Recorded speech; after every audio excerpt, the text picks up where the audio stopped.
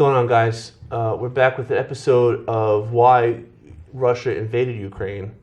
I know we've had a previous episode about that, but this time we're going to get into a little bit more of detail and a little bit of history on the fact. History. The word in the hood right now is they're saying Russia invaded Ukraine because that's where Biden launders all his money, and that's why his son works over in the Ukraine as of right now. But that's just the word on the street. I don't doubt it. That's just the word on the street. Don't quote me. I heard that from Ricky Rick. But you go ahead. I know you got a little stuff that you got going on. So I want to take you guys back for a second. I want to explain something. It's been, over 30-something days now with the invasion. Yeah. But a lot of people are asking, well, why did Putin do it? And there's a ton of reasons out there. There's personal reasons, which we'll never know why. There's financial reasons. There's strategic reasons. So let me just give you a little bit of history on why this piece of land, Ukraine, is so important to Russia. Okay? So in 1917, the Russian Revolution happened, and it created the Soviet Union. Yes. So 1922. Okay? Now, after it created the Soviet Union, Ukraine was still going to be one of the Associated People's Republics. So we're still going to be a piece of Russia. So they had the Soviet Union, it collapsed, and then Ukraine was going to be like their extra country to get things from. So some of the first predations fell on Ukraine, which is the Holodomor, which is like the Ukraine famine. Okay, it was created by Stalin. What he did was he did it to create industrialization in Russia. So he seized all property and collectivized all the farms. So this was in the beginning in about the 1930s. Okay, so there's still the Soviet Union. Okay. Way before my time. Yeah. So what happened was 4 to about 10 million people died in this because of what Stalin did. So on August 24th, 1991 is Ukrainian Independence Day because it's the fall of the Soviet Union. Yes. Okay. So Soviet Union's gone, and Ukraine now, after the Soviet Union has split, now there are there's about 5,000 nuclear weapons sitting in Ukraine that are from the Soviet Union, okay? So what do we do about that? Well, there was an agreement called the Budapest Agreement, okay? The Budapest Agreement was for Ukraine to give up all their nuclear weapons. In return, there will be no interference from the West or from Russia. So meaning that if Ukraine gave up all this shit, they were going to be good. Yeah, like we'll let you just give us all your weapons, all your nuclear weapons, and we'll let you start over and create your own country. You know what I'm saying? Without Russia trying to interfere, or without us trying to interfere, make it westernized, or Russia trying to make it, like it once was. Well, kind of think when you think about it that way. If Ukraine had all these missiles and weapons, and Russia wanted them back, maybe a war could have started back then. Because if Ukraine, I felt like right there, would have had to step up. But the thing was, we got to them first because we didn't want Russia to get their weapons back first of all. Yeah, because obviously that's why would have done something stupid. Yeah, we said let's get if you get rid of them, which means we're going to come over and take them away. You know what I mean? So after that's happening, Ukraine is when this is going on in the 90s, Ukraine is still kind of playing both sides. It still needs a little bit of help from Russia, because it's its neighbor, and it's like a brand new country. Yes, it's been there for a long period of time, but it's been under Soviet rule. Yes, and now it's under its own independence. Yeah, and so plus it crushed all the farms. There's millions of people dead. It has to get itself back on its feet. So now in the late 90s, Putin comes into power, okay? And he has a design to reconstituting the Russian Empire, which means getting back Ukraine, okay? Because he feels that it was always part of Russia, but now it's taken not. Away. Yeah. So in 2004, Ukraine had an election for fear, there was an election in Ukraine, but for fear of the Russia throwing the election away from Yushchenko toward Yanukovych, there was national protest, and then Yushchenko won the election. Now, why is this important? Because Yushchenko was kind of still a Russian puppet. So he was still taking orders, through the back door on, what should be done in this country to still have Russia benefit from Ukraine, even though they're independence. Okay? So the big thing about all this is that Russia does not want Ukraine to join NATO.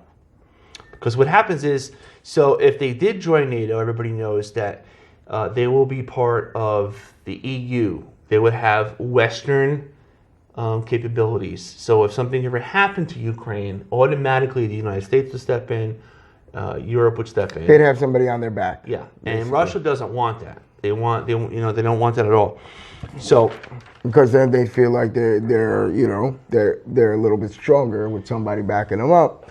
But obviously that didn't even help, because Russia went into Ukraine, and from the looks of it is Ukraine held their self pretty well. Yeah, right now. Right now they held themselves on pretty well, and to me, I believe that's why the peace talks are coming up so much now, because Ukraine held themselves so independently. Yeah, well, they didn't really have a choice. I mean, granted, you're not going to want nobody coming to your yard and taking your shit. But good on Ukraine for, like I said, this is Russia, bigger empire. They coming in saying, hey, give me your shit. And basically Ukraine said, hey, you're not a bully. I'm going to show you what we do to bullies. Yeah, and you would kind of think that Russia, being this big superpower, would think kind of rolled over them. You would think. But so far, it hasn't happened. But Ukraine is, fighting on its they heels. They still lost Kyiv, right? Kyiv. They still lost that. But again, you got to believe, with Russia being, like you said, such a big powerhouse, you would figure they'd roll over. It kind of makes Russia look a little bit softer now that Ukraine is holding them off so well. I mean, granted, people have lost their lives. It's war is nothing that anybody wants. But, good on you to Russia. Stick it to them, bro. That's what I'm talking about. Yeah, and this is all because Putin believes that Ukraine is a historic part of Russia. So now, in 2014, Russia invades Crimea. And there's two other border states, Donetsk and something else in the northeast of Ukraine. This happened under the Obama administration. So at this point, though, in 2014, Ukraine is still not a member of NATO, and there was no talks of it at that time. Just like now, they're still not a member of NATO. So you got to understand that. So anyway, 1/3 of Europe gets most of their natural gas from Russia. Yeah. Okay. So here's where we're getting into now. It's 2022. We know there's sanctions on Russia, which it doesn't bother Putin having sanctions, because all it's going to do is raise our own gas prices. And plus, Russia has been a country that has always oppressed its people. So he doesn't care. He doesn't care what happens. And like you said, with them, the way Putin's looking, put as many sanctions as you want on us, because it's not going to bother us. They're going to get their money from somewhere else, regardless of the fact they have what everybody wants, which is crude oil. So I mean, if they can get it from somebody, sell it to somebody, we're just another spot on the table, basically. Yeah. And if we're blocking them, I mean, they're right now. I feel like we're the only ones really hurting with these gas prices. It's true. I mean, the Russian people, they're losing money from us not buying gas, but the fact is, the Russian government, the people around Putin, aren't losing anything. They don't care. It's the other people. The people are suffering, which is going to make us suffer. That's why we're suffering right now. But he's just going to sell it to India now, and sell it to China. So it's not really hurting them. So it's almost like we're on boycott of Russia. But he doesn't care. He's got backup plans. And it basically feels like strike. Mm-hmm. Let's strike Russia, and don't worry about it. But again, it's like if they have a company here and they have a company overseas, and one strikes, they're still making their money. They're still going to get their money, and they're going to make the money. You know what I'm saying?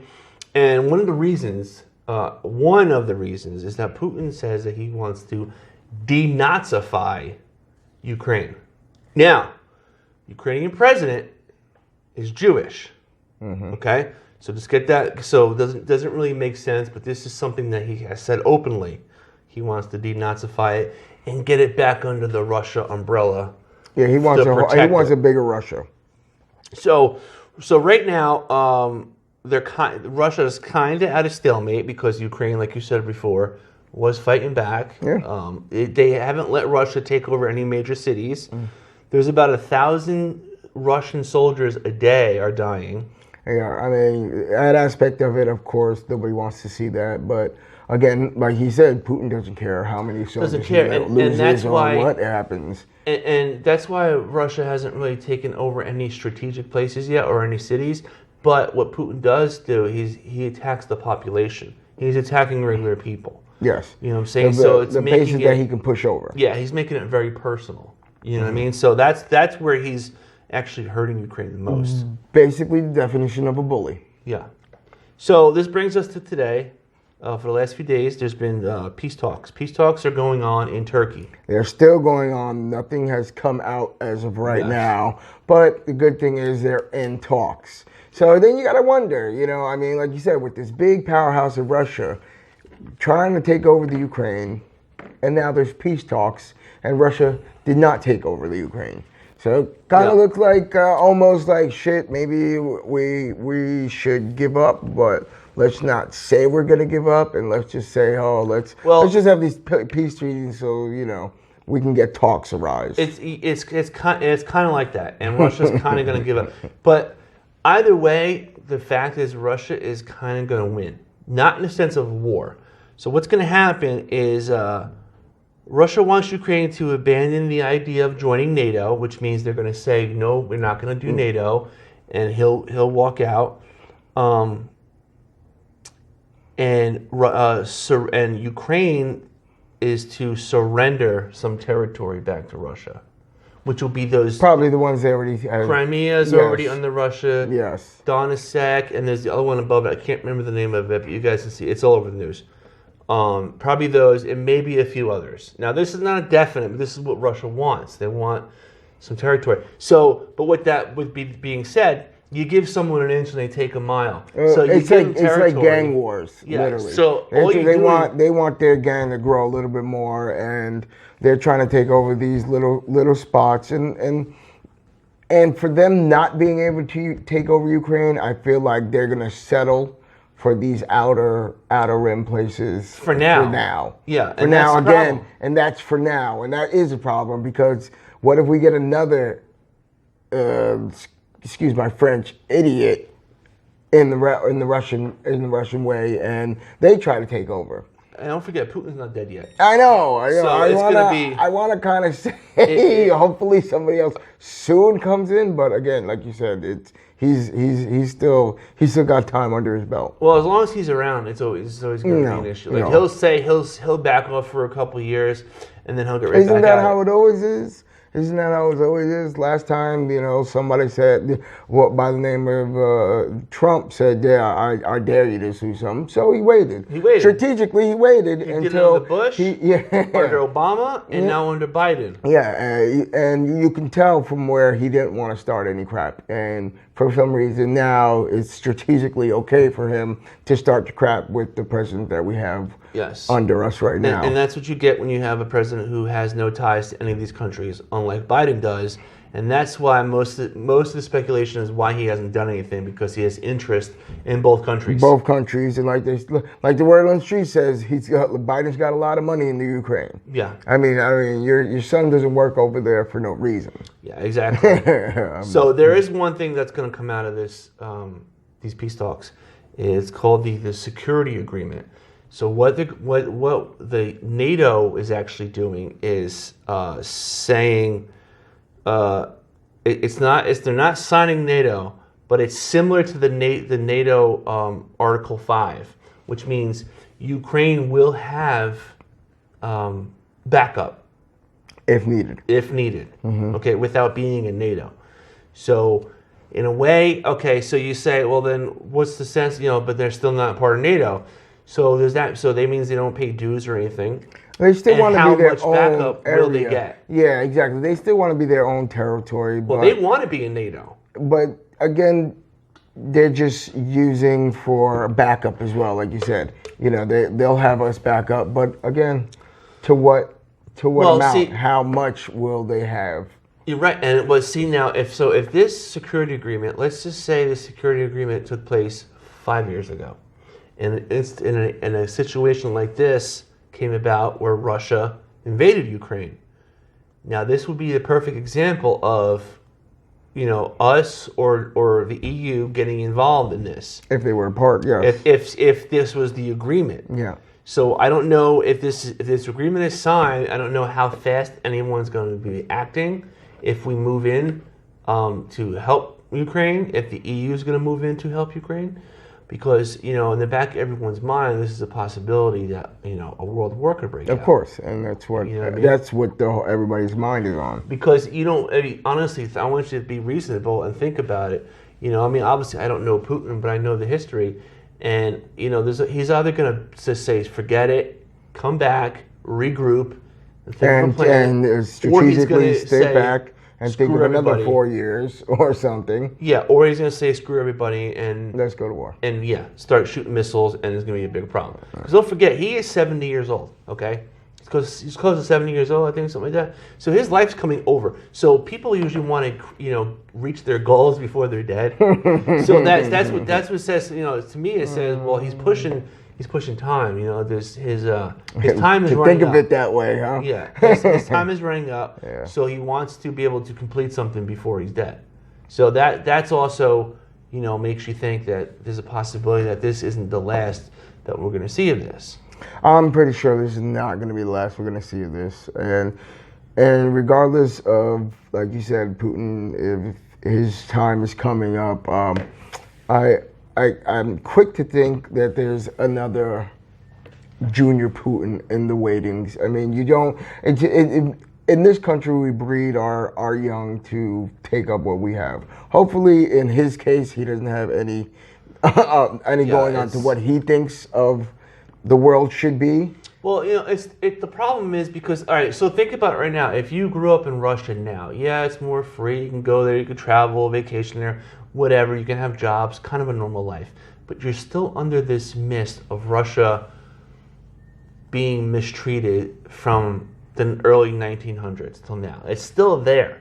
So everybody it's in their history books. Yeah, so Russia walks around with this chip on their shoulder, like they always want to get what's owed, what was there. Was theirs, and that's owed to them for what had happened. But if you keep thinking about you should be owed in your life, you're never going to get anywhere. No. I mean, you this day and age, you work for what you got, and you work hard for what you want.